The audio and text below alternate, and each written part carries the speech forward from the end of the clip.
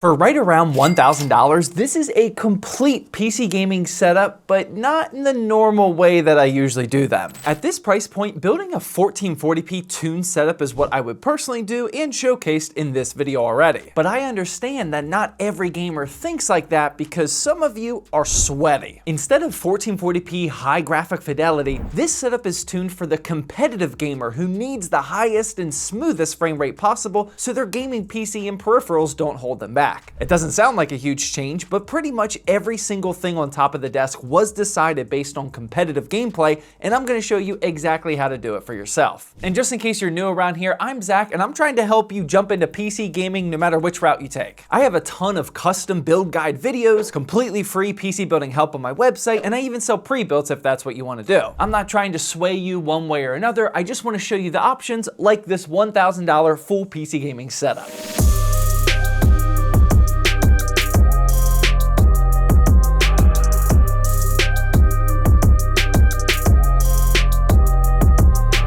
Now, as much as I want to talk about the PC first, let's work our way through those peripherals because I'm pretty happy with them, but I got some help. I've said multiple times already, but our benchmarker Sam here at the ZTT HQ is a little sweaty. He's the guy that showed up to our LAN party with a glass mouse pad and a sleeve, so I asked him for some help with picking these peripherals. We'll start with the keyboard because I had no idea things like this were even possible. This is the HiKit and M Chose A60 Pro. I probably butchered that name, but it's a magnetic Hall Effect gaming keyboard for only 50 bucks. Links to this and everything on top of the desk are down in the description, by the way. For me at home, I'm rocking the Wooting that's like $300. I recently tested the IQNix boards that were like $150, but I had no idea Hall Effect was possible at this price range. With an 8K polling rate and adjustable actuation, this is an actual competitive advantage when gaming. The strafing precision and speed you have with a setup like this is kinda pay to win if we're being honest, but please don't reference my own gaming clips because I'm not saying I'm the type of person that's actually taking advantage of it. What I do want to take advantage of real quickly though is today's video sponsor, the Corsair Frame 4500X. This beautiful case combines the modern fishbowl design of the 3500X with the modularity of the Frame series cases. For aesthetics, it's rocking that curved front glass panel and also a cascading waterfall design on the top and bottom. On the modularity side, it has that InfiniRail fan mounting system and also the Frame modular system. It's the best of both worlds, and if you want to check it out for yourself, that's linked down in the description. All right, getting back to this keyboard, it does also have web software, which I'm a huge fan of because that means your PC isn't using valuable resources with a background running app. Not like this PC is on the edge of needing resources or anything, but this is a concept that I think we're seeing most peripheral manufacturers go with, and let's hope that continues. Next up, let's move on to the monitor, and this choice definitely varies depending on if you're a 1440p casual or a sweaty competitive. This is the Pixio PX259, which is a 24.5-inch 1080p 280Hz nano IPS panel, and with a 1 millisecond response time and FreeSync, it basically has everything you need. Not like it matters a whole lot in the competitive scene, but it does cover 101.34% of the sRGB scale, and I thought it did look pretty good even right out of the box, but the main feature we're after is the high refresh display. Now don't get me wrong, 144 or 165 Hz is plenty for most people, and that's actually what I would consider the sweet spot, but for under like 25-year-old competitive sweats, they will take advantage of this. Getting that extra data from all those additional frames is valuable, but that Hertz rating is only worth it if your PC can push that high of FPS. In a $1,000 full setup, you'll only ever have like $700 or $800 to spend on the PC, and with that kind of budget, pushing frame rates that high is pretty difficult. We got it done though. We'll talk about the PC in just a bit. Now, we won't be going anywhere near 280 FPS in games like Battlefield 6, but for the easier to run esport titles like CSGO or Valorant, we're getting up there and honestly even higher. This Pixio PX259 doesn't come with a great stand though, as it only has tilt adjustability, but it is VESA mountable, so you could throw any stand on here for better ergonomics. And that is definitely a factor to consider for true sweaty gamers, especially with some of those esport athletes pretending they're looking down at a microscope. So keep that in mind if you think you'll need to spend the money on a VESA mount like that. One other thing to note is that the monitor does come with built-in speakers. I know, those sound bad and you definitely shouldn't use them for competitive gaming, but like I say, every chance I get, I'd still rather have the speaker than not, so I'm gonna highlight them whenever they do have it every single time. Sometimes I don't need high quality audio and I don't wanna grab IEMs or a headset, so I like the convenience and appreciate it when monitor manufacturers at least give us that option. Speaking of IEMs though, let's jump over to these KZ Gales, which have a couple of features specifically for gaming that I really like. IEMs in general are some of the best possible audio quality per dollar value that you can find. At around $20, this is gonna be pretty tough to beat. Directional audio awareness is one of the best advantages you can have in competitive gaming, and IEMs in general, but especially these, really help you out. Being able to detect footsteps from the enemy above you or in a different room is extremely valuable information to have, and with IEMs basically removing all external noise, they also get you completely locked in, focused, and in the zone. Not exactly great for my fellow gamer dads that have sleeping children upstairs though, so keep that in mind. Now usually IEMs have the disadvantage of not having a microphone, or sometimes they'll throw a cheap one on the cable that no one on your team will take you seriously with. Not this time though, because this is actually a high quality inline dual 6mm microphone, and here's a sound test that I recorded for a YouTube short from a few days ago. This is also a dual 6mm microphone, so it sounds a bit better than you'd expect. That's honestly pretty solid for any audio device at $20, much less IEMs. What I also like about the KZ Gales is that it comes with a USB-C or 3.5mm audio option, and it also has this little built-in DAC with a button for different EQ modes. I am glad that I tested this setup on a proper degenerate long gaming session though, because after about 90 minutes using the IEMs,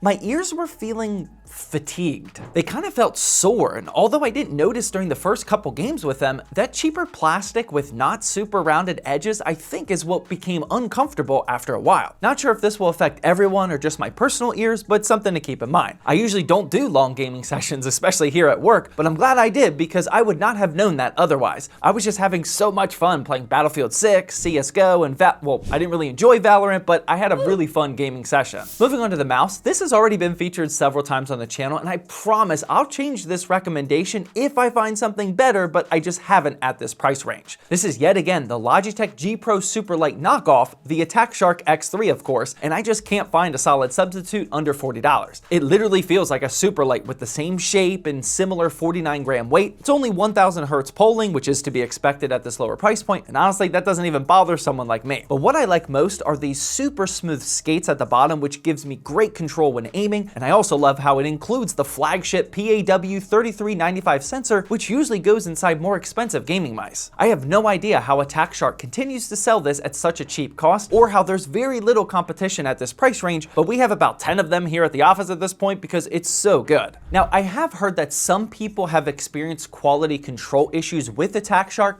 I'm just letting you know, I personally have never seen it. These have always arrived in great shape and without any issues for us, but make sure you fully inspect your mouse if you buy it just in case. Underneath the X3, this one was definitely a recommendation from Sam because I wouldn't have thought to squeeze it into this kind of a budget. This is a proper GameSense radar mouse pad, and you could just tell by the shape and size that it's perfect for a competitive setup. Believe it or not, this only costs $20 directly from GameSense, and those guys will give you a much better material compared to random $20 mouse pads that you'll find on Amazon. This material feels really good and stays firmly on top of your desk, and even though I personally don't consistently use this much space when aiming, it's great to have it for the moments where you need it. Every now and then, certain movements where the chaos is going all around you, that extra mouse space comes in clutch, but for people like Sam, he's basically using the whole thing up the entire time. This is 500 by 500 millimeters, which is their large size, and I would have preferred the black and white camo option, but it was out of stock. That's why I settled on this blue and then basically tailored the entire color scheme of the setup around that. This wallpaper is looking pretty clean, matching up with the RGBs in the computer. Speaking of which, that is the last thing on top of the desk, so let's dive into that one. With everything I just showed you, our total cost is up to $261 for the peripherals, so that leaves us with about $739 for the PC. Obviously, I would love every gaming PC to start with an AM5 based Ryzen CPU for future-proofing, but with this low of a budget, using all brand new parts, that's not a good idea. It is possible, but if you spend that extra money on not just the the CPU, but also the more expensive AM5 motherboard, and oh my god, these crazy DDR5 prices right now, that'll leave you with a very small amount of money for the GPU. Even though this is a competitive setup where the CPU is very important, so is the GPU, and if you go with AM5, you're probably going to end up with like an RTX 3050. With that being said, the CPU is the Ryzen 5 5600, and this is still plenty capable in a super fast 6-core chip for competitive gaming. We also get a stock cooler with it, and I elected to actually use that just so we could save that money for other parts. This may look like a weak start to the system, but instead it's a good enough choice that allows us to spend more money everywhere else. For the motherboard, this is the ASRock B450M ACR 2.0. For $75, this is simply one of the most affordable AM4 options available and has everything we need. Now for RAM, this honestly should have been a 32GB kit, but it's absolutely crazy out here,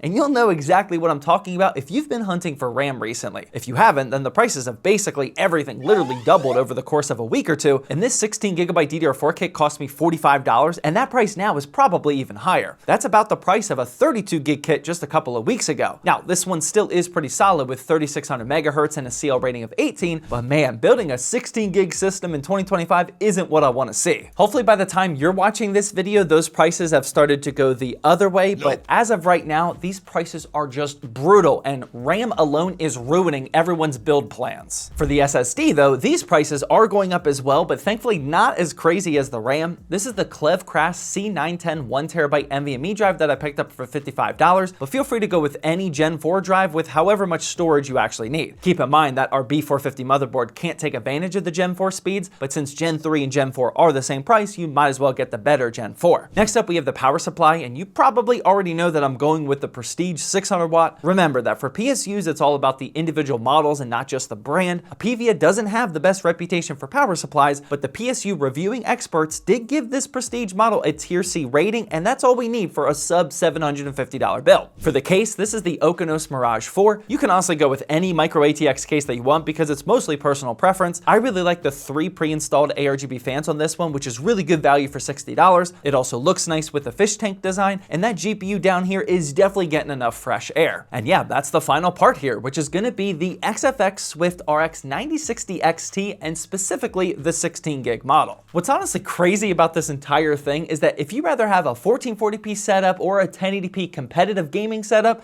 this GPU is still the one that you want to get. The 16GB 9060 XT is smoking the price to performance charts right now, and you can easily find them on the shelves for right at or just a few dollars above MSRP. If we would have gone to an AM5 system, we wouldn't have nearly enough room in the budget for a GPU like this, so that's exactly why I decided to go down this route. The only competitive option from NVIDIA at this price range is the 8GB RTX 5060 Ti. Considering the 9060 XT has a higher FPS average and double the amount of VRAM, I wouldn't even consider that a competition. So here's what the full parts list of the build is looking like, and I did unfortunately have to go slightly over budget, but with these RAM prices going crazy, it's not too bad. Now, in terms of gaming performance, what does that entire parts list buy you? Like I said, I had really fun degenerate sessions of Battlefield 6, and in 1080p with low settings, I was getting 126 FPS. We're obviously not fully saturating that higher refresh rate monitor, but remember that this game just came out and it's a lot more demanding to run compared to CSGO or Valorant, but let's check out the numbers for that next. My CSGO session didn't go so well because I haven't played this title for a while, but I still managed to pull off some nice snipes around this deathmatch game. In 1080p with pro settings, I was getting 282 FPS, which is right at that 280 that we're looking for. Playing at this high of FPS with the proper Hertz rating gives you the perfect smoothness to nail the headshots. Not saying I took full advantage of that, but actual sweaty gamers would love this type of setup. Here are the rest of the games that we tested outside of the competitive titles, and if you want the full breakdown with longer gameplay clips, we just uploaded a dedicated benchmarking video that has all of these games. That'll show you a bit more in depth how nice and smooth Fortnite looked at 251 FPS, Marvel Rivals at 168 FPS, and even Black Ops 6 got up there at 182. One thing that's important to note though is that only the competitive titles are the ones getting above 144 or 165.